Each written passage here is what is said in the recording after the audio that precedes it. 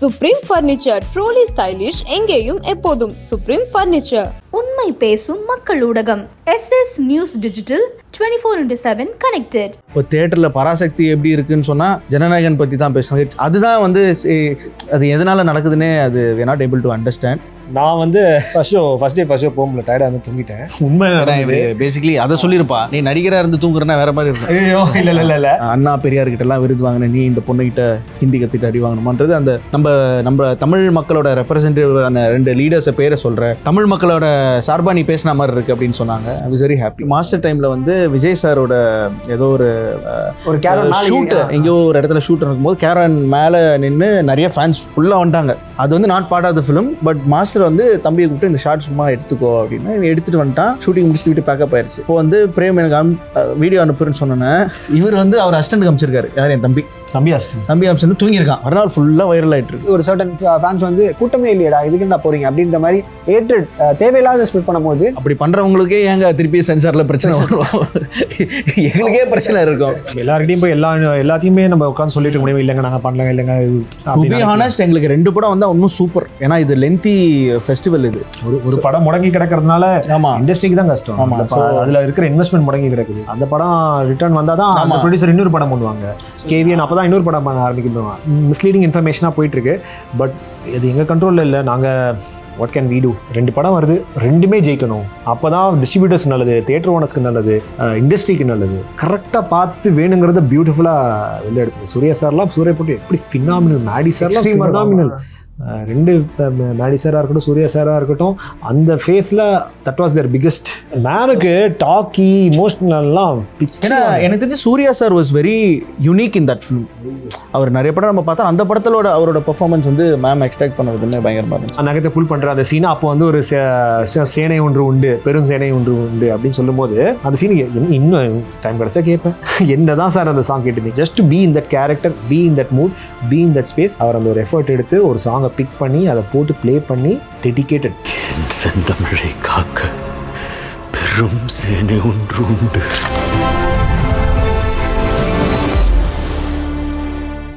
வணக்கம் புறநானூறு ஸ்குவாட். வணக்கம். புறநானூறு ஸ்குவாட்ல நான் தான் இருக்கிறேன். ஆமா, இல்ல. ஆனா இவர் வந்து ஒரு ட்விஸ்ட் அங்க கொடுத்தாருல, அப்பவே தெரிஞ்சிச்சு. அவரு ஒரு டைலாக் சொல்லிட்டாரு, நானும் தமிழன் தாண்டா அப்படின்னும் போது இருந்தாலும் என்ன இல்லைனாலும் நான் அந்த ஸ்குவாட்ல நம்பலும் அப்படின்ற மாதிரி. கண்டிப்பாக அது பயங்கர அந்த ஸ்குவாட் தான். ஆமா, நீங்களும் இந்த ஸ்குவாட் தான் அப்படின்ற மாதிரி. எங்களுக்கு வந்து பயங்கர ட்விஸ்ட் இதுல. சரி, அவர் ஆரம்பத்துல பாக்குறாரு, ஒருவேளை அவங்க கூட சேர்ந்து ஜாலரா அடிச்சிட்டு இருப்பாரோ அப்படின்ற மாதிரி நினைச்சோம் அந்த கேரக்டர். பட் அங்க ஒரு ட்விஸ்ட், அது அன்எக்ஸ்பெக்டட். தியேட்டர் பிளாஸ்ட் அந்த மொமெண்ட்ல. அப்படியா? சூப்பர். ஆமா, நீங்க இதை யோசிச்சீங்களா? அந்த மொமெண்ட்ல ஒரு சின்ன யோகம் இருந்தது. எல்லாரும் சொன்னாங்க, டேய் இது எனக்கு என்னமோ நல்ல ஒரு அப்ளாஸ் வருமோன்னு தோணுதுன்னு. நான் வந்து ஃபர்ஸ்ட் டே போக முடியல, டயர்டாக வந்து தூங்கிட்டேன். உண்மை பேசிக்கலி அதை சொல்லியிருப்பா, நீ நடிகராக இருந்து தூங்குறனா வேற மாதிரி இருக்கும். ஐயோ இல்லை கிரியேட்டிவ் ப்ரொடியூசர். அதனால வந்து அன்னைக்கு மார்னிங் ரொம்ப லேட்டாக வந்தேன். எல்லாம் ஒர்க்கும் முடிச்சுட்டு, படம் ரிலேட்டட் ஒர்க்லாம் முடிச்சுட்டு. உங்களுக்கே தெரியும் லாஸ்ட் மினிட்ல எல்லாம் நடந்ததுனால I was very tired. First show miss பண்ணிட்டேன். ஆனால் என்னோட டீமில் நம்ம படத்தோட க்ரூலாம் வந்து வெற்றியில் போய் பார்த்துருந்தாங்க, வெற்றி தியேட்டரில் பார்த்துருந்தாங்க, சத்தியம்லையும் பார்த்துருந்தாங்க. வெற்றியில் கிளாப்ஸ் இருந்தாங்க, சத்தியம்லேருந்தும் கிளாப்ஸ் இருந்தாங்க.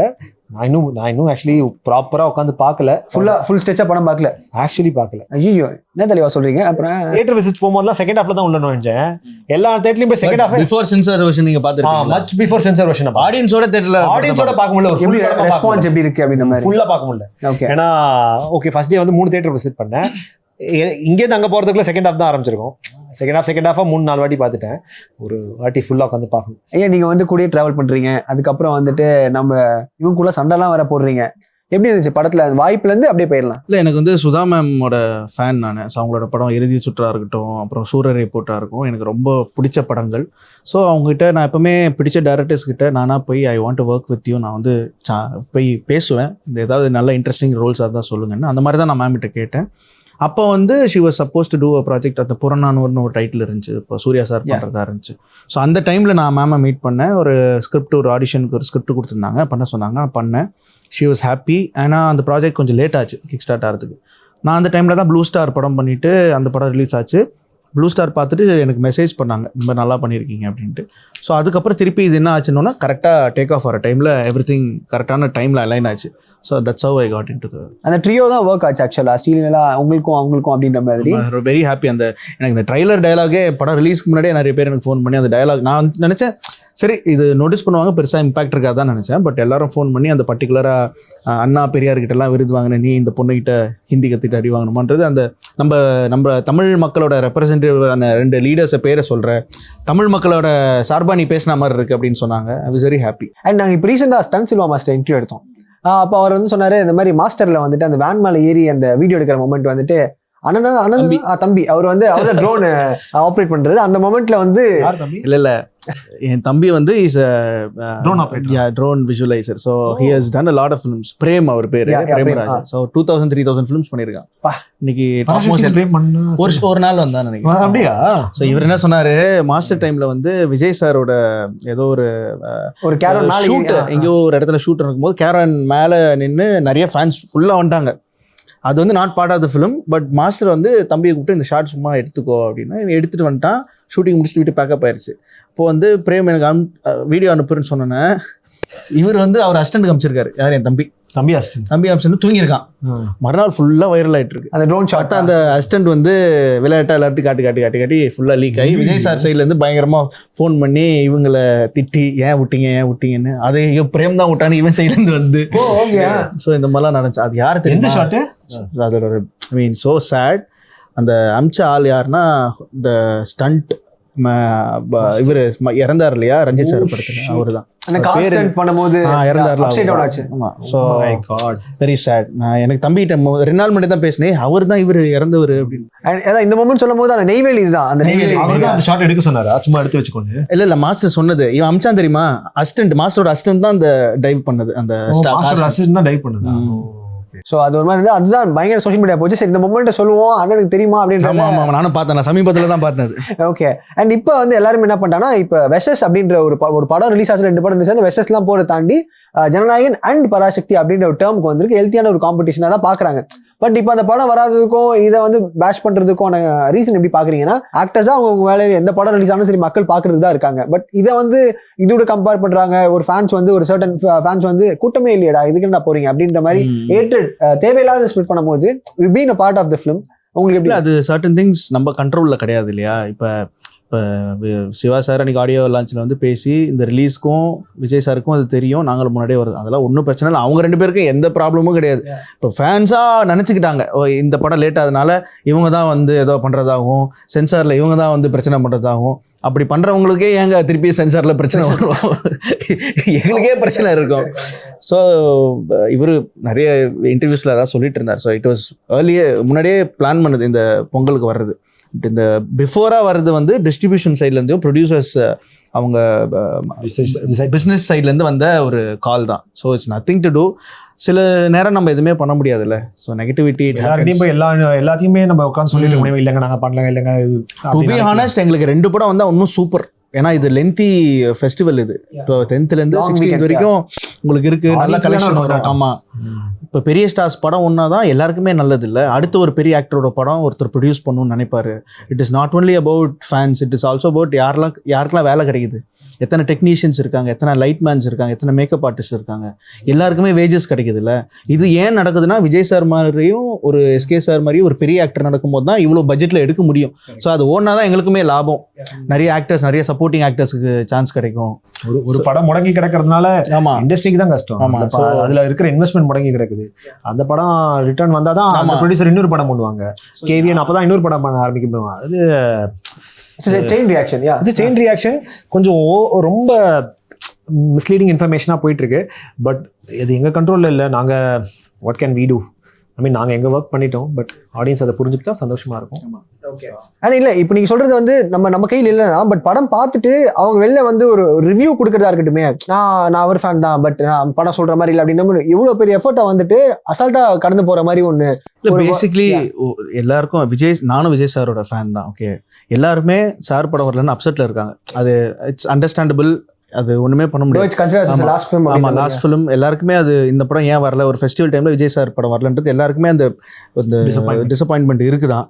பட் அதை ஏன் வந்து இப்போ ரிவ்யூஸாக கன்வெர்ட் பண்ணி இப்போ தேட்டரில் பராசக்தி எப்படி இருக்குன்னு சொன்னால் ஜனநாயகன் பற்றி தான் பேசுகிறாங்க. அதுதான் வந்து அது எதனால் நடக்குதுன்னே அது we are not able to understand. இல்லைங்க, at the end of the day எல்லாரும் ரியலைஸ் பண்ணணும்னா as such this industry is very very tough to work in, very difficult, very challenging. Why make it even more? எல்லாருக்கும் இன்னும் ஏன் சேலஞ்சிங்காக கஷ்டமாக ஆக்கணும்? Sudha ma'am சொன்னது தான் ஆடியோ லான்ச்சில் 2 படம் வருது, 2மே ஜெயிக்கணும். அப்போ தான் டிஸ்ட்ரிபியூட்டர்ஸ் நல்லது, தியேட்டர் ஓனர்ஸ்க்கு நல்லது, இண்டஸ்ட்ரிக்கு நல்லது. இட்ஸ் சேட் தட் இப்படி 2 படமுமே ஒரு டஃப் சுச்சுவேஷனில் மாட்டிட்டு இருக்கு. Let's talk about the BTS moment of நம்ம பராசக்தி. ஏன்னா வந்து சிவகார்த்திகேயன் அவர்களே சொல்லியிருப்பாரு வந்து, நான் ஒரு குட்டு வாங்குறதே கஷ்டம், டேக் ஓகே அப்படின்னு சொல்றதே வந்துட்டு அதுதான் அந்த மீட்டர் தெரிஞ்சுக்கிறது லேட் ஆச்சு அப்படின்ற மாதிரி. ஆனால் அவங்க எப்படி இருப்பாங்க? ரொம்ப ஸ்ட்ரிக்டா இருப்பாங்களா மேம்? ஆமாம், நான் வந்து அவங்களுக்கு பிடிக்கும். பட் அவங்களோட பிடிஎஸ் வீடியோ சூரரை போட்டு வீடியோலாம் பார்ப்பேன் நான். சரி இவங்க பிஹைண்ட் த ஸ்க்ரீன் எப்படி இருக்காங்க எல்லாம் பார்ப்பேன். ஆனால் எல்லாரும் சொன்னாங்க அவங்க ஸ்ட்ரிக்டஸ்ட். ஏன்னா தம்பிலாம் ஒர்க் பண்ணியிருக்கான். என் தம்பி வந்து சூரரை ரிப்போர்ட்டில் வந்து ஃபுல்லாக ட்ரோன்லாம் பண்ணான். ஸோ எப்பவுமே மேம் நான் ஃபர்ஸ்ட் டைம்னா ஹவுஸ் யுவர் பிரதர் கேட்பாங்க. ஆமாம். ஸோ அவன் என்ன சொல்லுவான், அவன் சொல்லுவான், டே இங்கே பாரு மதுரையில் ஷூட் பண்ணோம், 5 சன்ரைஸ் கால்ச்சிட்டு நாங்களாம் முன்னாடி மேம் சேர் போட்டு உட்காந்துட்டு இருக்கிறாங்க. ஓஹோ பயங்கர ஸ்ட்ரிக்ட்டு போல அப்படின்னா. பட் உண்மையிலே it was so much fun. Ma'am வந்து ஆக்டர்ஸ் அவ்வளோ கம்ஃபர்டபுளாக பார்த்துப்பாங்க. எந்த ஒரு கோவம் எந்த ஒரு இது இருந்தாலுமே the way she handles actors was very very matured. ஏன்னா ஏதாவது திட்டா மூஞ்சில தெரிஞ்சிருவோன்னு சொல்லிட்டு இருப்பாங்க. பட் அசிஸ்டன்ட் டைரக்டர்ஸ்க்குலாம் பயங்கரமா ஒரு மாதிரி ஒரு பயங்கரமா வரும். நான்லாம் பார்த்துட்டு ஐயோ அது அவங்கள திட்டுறாங்களா நம்மளை திட்டுறாங்களான்னே தெரியாது. ஸோ அதெல்லாம் இருந்துச்சு. பட் ஒர்க்கில் she is very very strict. பர்ஃபெக்டாக இருக்கணும். அது ஆமாம். இப்போ ஒரு ஃப்ரேமில் ஒரு 10 பேர் இருந்தாலுமே 10 பேர் மேலேயும் அவங்களுக்கு கண்ணு இருக்கும். Not only the main actors. 10 பேர்லேயும் அவன் என்ன பண்ணுறான் அவங்ககிட்ட போய் பேசுவாங்க. சும்மா மானிட்டர் முன்னாடி இந்த மைக்கில் பேசுகிறதுலாம் கிடையாதாங்க. ஷீ கோஸ் இந்த மாதிரி ஸ்டேஜிங்கு, நீங்கள் இப்படி வாங்க, இப்படி வந்தால் தான் அவருக்கு தெரியும் நீங்கள் அந்த மூடில் இருக்கீங்க. I understand Prithvi coming from another shoot but right. ஆமாம் அவ்வளோ. ஸோ செமையாக இருந்துச்சு அவங்க கூட பண்ணது. அவங்க வாயால் இஸ் a வெரி பிரில்லியன்ட் ஆக்டர்னு சொன்னாங்க. அது ரொம்ப சந்தோஷம். அதுதான் சூப்பர். உங்களுக்கு என்ன சொல்லிங்க மேம்? பிருத்தி சொன்ன மாதிரி எவ்ரி ஆக்டர், நீ ஒரு டயலாக் பேசுகிறனா கூட you are important, you need to act well, you need to act correctly. She will take the effort, she will take the special care to make sure அவனுக்கு புரிய வச்சு அவனுக்கு வேணும். இப்போ இருக்க நிறைய பேர் நடிகர்களுக்கு சப்போர்ட்டிங் ஆக்டர்ஸ்க்கு அந்த மரியாதைன்றது எல்லா இடத்துலையும் இருக்குதா இல்லையான்னு எனக்கு தெரியல. இந்த வே தே ட்ரீட், ஒரு விஷயம் சொல்கிறது எப்படி சொல்லணும், அவங்களுக்கு எப்படி சொன்னால் ஹர்ட் ஆகும், அதெல்லாம் புரிஞ்சுக்கிட்டு சூப்பராக ஹேண்டில் பண்ணுவாங்க. அந்த வகையில் she is very very goes to show how she is able to. அவங்க மேம் படத்தில் பார்த்தீங்கன்னா சூரை போட்டு அப்புறம் இது சுற்று இருக்கும் 2 ஃபீமேல் கேரக்டர்ஸ் நேஷனல் அவார்டு வாங்கினாங்க. கரெக்டாக பார்த்து வேணுங்கிறத பியூட்டிஃபுல்லாக வெளில எடுத்துங்க. சூர்யா சார்லாம் சூரை போட்டு எப்படி ஃபினாமினல், மேடி சார்லாம் ஃபினாமினல். 2 மேடி சாராக இருக்கட்டும் சூர்யா சாராக இருக்கட்டும், அந்த ஃபேஸில் that was there biggest. Exactly. எனக்கு அதோட I loved Urvashi ma'am's performance.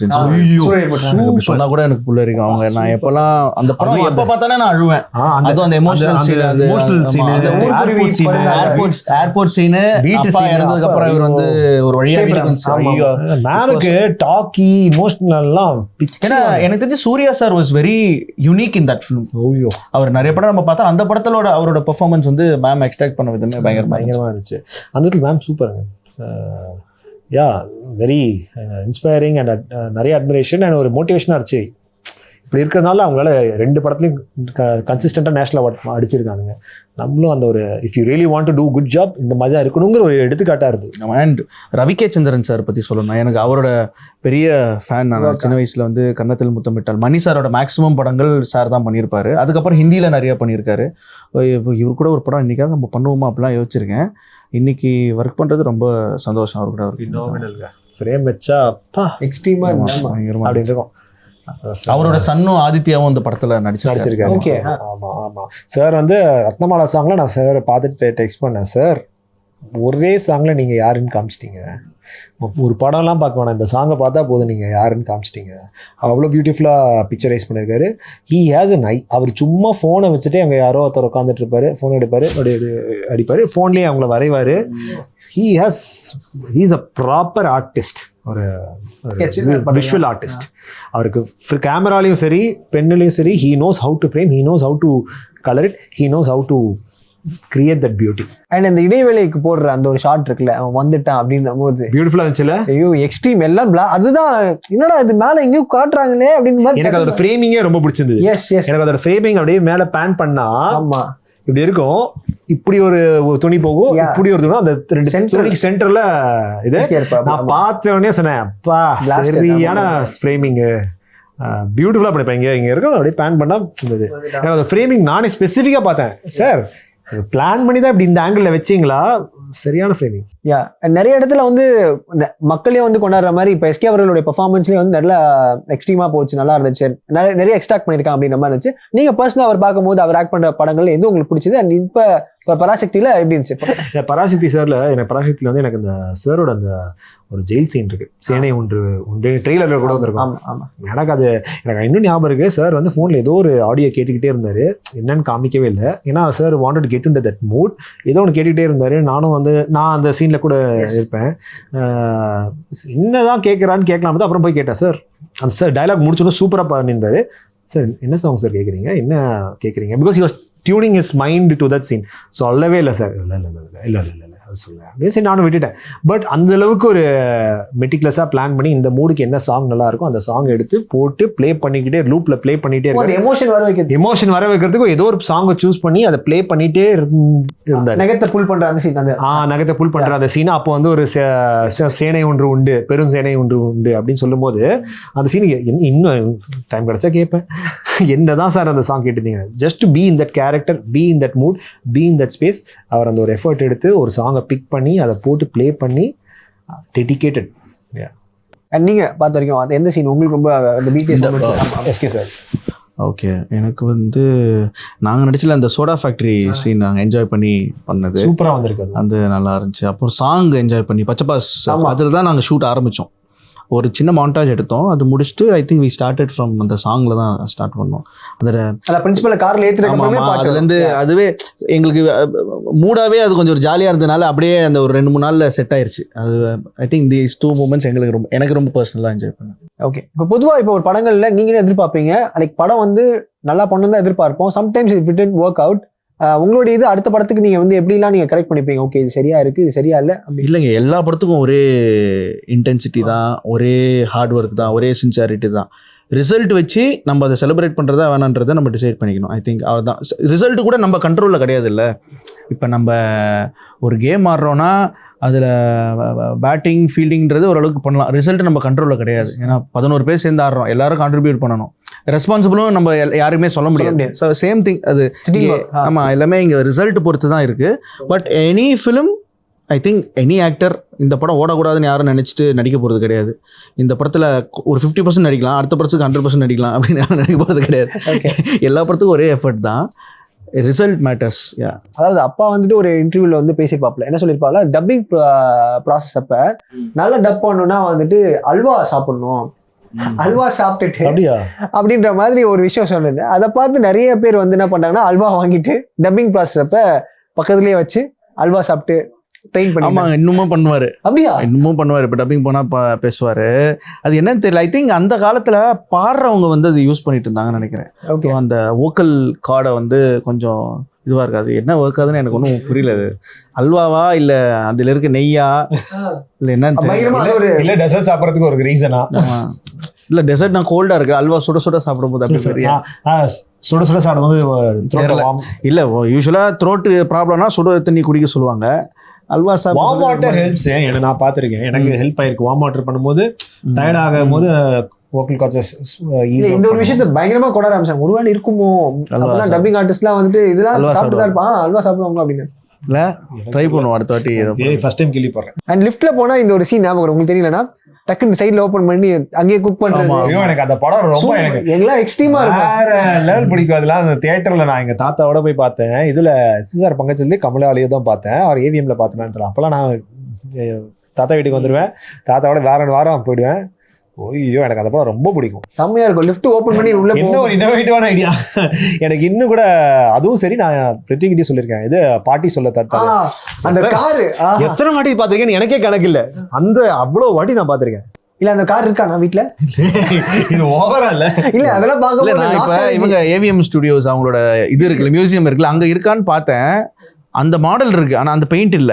Maybe paint மாத்திட்டாங்களா பீட்டில். அந்த ஸ்விட்ச் அந்த சாங் அவ்வளவு பிடிக்கும். தில்லிக்கு ராஜா நானும் பாட்டி சொல்ல தட்டாதே. நல்லா பாடுறீங்கன்னா இல்ல அது அவ்வளவு மெமரி. சின்ன வயசுல எனக்கு அது குழந்தைங்களுக்குலாம் பிடிக்குங்கிற மாதிரி நான் குழந்தையா இருந்தோமே எனக்கு அந்த படம் அந்த படம் தான் வீக்கெண்ட் ஆனா அது வந்தாலே அதுதான் போடணும் டிவில அப்படின்னு. அப்பப்போ அவர் உட்காரும் போது அந்த பழைய மொமெண்ட்ஸ், ஏன்னா 1964 தானே இந்த டைம்ல. அப்ப அவர் படத்துலயே உள்ள வரல, 1981 அந்த மாதிரி டைம்ல அவர் வந்திருக்காப்ல. அதுக்கு முன்னாடி மறுபடியும் நீங்க ரீவைஸ் பண்ணிட்டு வந்திருக்கீங்க. ஆமா, இந்த படத்துல அந்த கார்ல ஏகப்பட்ட கார் வச்சிருந்தோம் நாங்க. அந்த ஷெவிலே நிறைய இருந்துச்சுல, ஷெவில நிறைய மேட்டடார் இருந்துச்சு. இந்த மாதிரி ஓட்டினேன் நான், மேட்டடார் ஓட்டினேன். அது ரொம்ப கஷ்டம் ஓட்டுறது. அது கியர் விழுறதே ஒரு நாள் ஷூட்டுக்கு எனக்கு கார் லிஸ்ட் வரும். எனக்கு அப்ரூவலுக்கு புது காரா இருக்கும். இப்பெல்லாம் ஒரு கார் இருந்தா எனக்கே தெரியலையே. ஓகே, லென்த்தியா ஒரு கார் இருக்கும், கார்ல ஃபுட்போர்ட் இருக்கும். ஸோ நீங்க அது மேலே ஏறினீங்கன்னா பால்கனில இருந்து பாக்குற மாதிரி இருக்கும். வேர்ல்ட் ஆஃப் பராசக்தியில அந்த காரை வச்சு ரொம்ப நாள் கழிச்சு திருப்பி போய் பாக்குறேன். அன்னைக்கு தான் நான் ரியலைஸ் பண்ணி, என்னடா இவ்வளவு நீளமா இருக்கு, இவ்வளோ லென்த்ல இருக்கு அப்படின்னு. அமேசிங்கான ஒரு விஷயம். வள்ளுவர் கோட்டத்துல அந்த ஒரு ப்ரமோஷன்ஸே வந்து யாரும் யோசிக்காத ஒரு மூமெண்ட் ஆச்சு. பட் அது எக்ஸ்டெண்ட் பண்ணாங்க, பொங்கல் வரைக்கும் இப்போ எக்ஸ்டெண்ட் பண்ணிருக்காங்களா? இல்ல அது சென்னையில முடிஞ்சிருச்சு, திருச்சியில போட்டிருக்கோம். திருச்சியில அகைன் நல்ல குட் ரெஸ்பான்ஸ். ஸோ திருச்சியில பொங்கல் வரைக்கும் பண்றோம்னு நினைக்கிறேன். அது it's complete team effort. But இங்கே நான் ஒரு ஸ்பெஷல் கிரெடிட் நான் have to mention. World of Parasakthi எப்படி வந்துச்சுன்னு கேட்டீங்கன்னா, ஒவ்வொருத்தர் ஒரு ஐடியா கொடுத்தாங்க. எஸ்கே சார் வந்து வள்ளுவர் கோட்டத்தில் ஒரு ஈவெண்ட் பண்ணலான்னு சொன்னார். அப்புறம் அது வள்ளுவர் கோட்டத்துலேருந்து வேறு இடத்துக்கு போச்சு. அங்கே பண்ணலாம் இங்கே பண்ணலான்னு சில பேர் தமிழை பற்றின டாக் ஈவெண்ட்டாக வச்சுக்கிட்டு அதை பற்றி பேசுவோம். இந்த மாதிரி செட்டு கிரியேட் பண்ணிவிடுவோம். பட் அங்கே எல்லாரையும் வச்சு தமிழை பற்றி பேச சொல்லுவோம், எழுத்தாளர்கள் கூப்பிடுவோம். இப்படி போய் ஆனால் எல்லாருக்குமே ஒரு ஐடியா கன்வின்ஸ் ஆகல. ஒரு பாயிண்ட்டில் நானும் ஆகாஷும் இது ஏதாவது ஒன்று ஃபிக்ஸ் பண்ணணும்னு சொல்லிட்டு ஒன்று ஃபிக்ஸ் பண்ணோம். அப்புறம் நான் சொன்னேன், இந்த மாதிரி பேசிகிட்டு இருந்தால் போர் அடிக்கும்டா, எனக்கே கேட்க முடியாதா, ஒரு எக்ஸ்பீரியன்ஸ் கொடுப்போம்னு சொல்லிட்டு தான் அப்படி தான். தென் ஆகாஷ் சொன்னேன், இப்படி பண்ணலாமா அப்படி பண்ணலாமா. ஆகாஷ் 4 ஐடியா சொன்னான், நான் ஒரு 2 ஐடியா சொன்னேன். அப்படியே அதை மேம் கிட்ட டீம் கிட்ட எஸ்கே சார் கிட்ட சொன்னா அவர் 4 ஐடியா சொன்னார். சடனாக ஒரு ஐடியா வந்துச்சு. But credit I still say, I keep telling Akash as well, credit to you.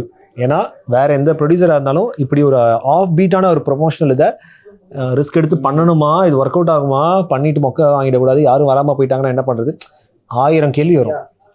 பண்ணுவோம், ட்ரை பண்ணுவோம் அப்படின்னு ஒரு தைரியமாக பண்ணால அந்த தைரியம் நிறைய பேருக்கு இல்லை. Credit to Akash for that.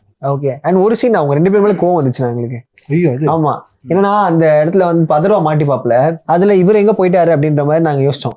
நான் சீன்ல இல்லையே. அதான் ஒரு யோசிச்சோம், என்னடா நண்பர் இருக்காப்புல, நண்பனுக்கு தம்பி இது மாதிரிலாம் வந்து காணாம போயிட்டாரு அப்படின்னு. அதான் ஜீப்ல நீங்க வந்து லைக் அதர்வா அவங்களை சுற்றுவாங்க. அதுக்கப்புறம் ஆமா ஜீப்ல நீங்க போட்டா நீங்க பார்வை மட்டும் தான் பாப்பீங்க. ஏன்னா உயிர் இருக்குன்னு சொல்லும் போது நீங்க வந்து லைக் ஜீப்ல அவர் ஏத்துறதுக்கு அப்புறம் கை வைப்பீங்க, அங்க பாப்பீங்க, என்னடா தள்ளி விட்டு மனுஷன் அங்கேயே காப்பாத்திருக்கலாமே, அதர்வா ஒரு உயிர் போச்சு அப்படின்ற மாதிரி. இந்த பக்கம் எங்கடா நண்பர் அப்படின்ற மாதிரி இருந்துச்சு. அது நீங்க தான் யோசிச்சிங்களா? அதுல வாண்டடா அது மக்களுக்கு வந்து அந்த எமோஷன்ஸ் கொடுக்கணும் அப்படின்ற மாதிரி கொடுத்துருக்கோம்னா அப்ப வேலையை கரெக்டா பண்ணிருக்கோம். ஆமா, அந்த இடத்துல ஏன்னா நீங்க பிளான் ஸ்கிரிப்ட்ல பிளான் பண்ணதுதான் வேலையை பண்ணிருக்கோம். கரெக்டான வேலை தான் உங்களுக்கு ஃபீல் ஆயிருக்கு. அப்பதானே ஒரு வெறுப்பு வரும். அந்த வெறுப்பு வந்தா தானே அதுக்கப்புறம் கொஞ்ச நேரம் கழிச்சு இல்ல அவர் என்ன சொல்றாருன்னா, நீங்களாச்சும் அகைன்ஸ்ட் வெறுப்பு வரலாம், நான் தான் ஒரே எங்கப்பா போனீங்க ஸ்குவாட் வேற சொல்றீங்க. நான் அவர் கூட இருந்தா நல்லவன், இவர் அவர் கூட இருந்து கெட்டவன். சும்மா சொல்றேன், பாயிண்ட் ஆஃப் வியூ மாறுது. அப்ப யாரு ஜஸ்ட் கிடிங். நோ அந்த நேரத்துல எழுதப்பட்டது அப்படிதான் எழுதப்பட்டது. அதுதான் எனக்கு எங்க இருந்தாருன்னு தெரியல, ஞாபகம் இல்ல. சிறப்புண்ணா, உன் நேரத்துக்கு ரொம்ப நன்றி. தேங்க்யூ ஸோ மச்ண்ணா. Thank you. Supreme furniture, truly stylish, எங்கேயும் எப்போதும் சுப்ரீம் ஃபர்னிச்சர். உண்மை பேசும் மக்கள் ஊடகம் SS நியூஸ் டிஜிட்டல் 24/7 கனெக்டட்.